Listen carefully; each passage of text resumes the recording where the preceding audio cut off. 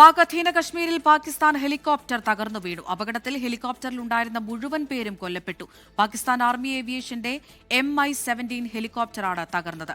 അച്യുതനുണ്ട് ഡൽഹിയിൽ നിന്ന്. അച്യുതൻ, വിവരങ്ങൾ. കൂടിയാണ് ഈ ഒരു അപകടം ഇപ്പോൾ ഉണ്ടായിരിക്കുന്നത്. മുസഫറാബാദിന് സമീപമാണ് പാകിസ്ഥാന്റെ സൈനിക ഹെലികോപ്റ്റർ തകർന്നു വീണിരിക്കുന്നത്. ഈ ഹെലികോപ്റ്ററിൽ ഉണ്ടായിരുന്നത് 21 സുരക്ഷാ ഉദ്യോഗസ്ഥർ എന്നാണ് അധികൃതർ അറിയിക്കുന്നത്. 21 പേരും ഈ അപകടത്തിൽ കൊല്ലപ്പെട്ടു. അപകടത്തിന് കാരണം സാങ്കേതിക തകരാർ എന്നതാണ് നൽകുന്ന വിശദീകരണം. ഈ പാകിസ്ഥാൻ ആർമി ഏവിയേഷന്റെ MI-17 ഹെലികോപ്റ്ററാണ് ഈ പറന്നുയർന്നതിന് പിന്നാലെ തന്നെ ഇത്തരമൊരു തകർന്നു വീണുള്ള ഒരു അപകടം ഉണ്ടായിരിക്കുന്നത്. എന്തായാലും ഇപ്പോഴും ഇതൊരു വ്യക്തത ഇത് സംബന്ധിച്ച് ഉണ്ടായിട്ടില്ല. ശരി, അച്യുതനാണ് വിവരങ്ങൾ നൽകിയത്.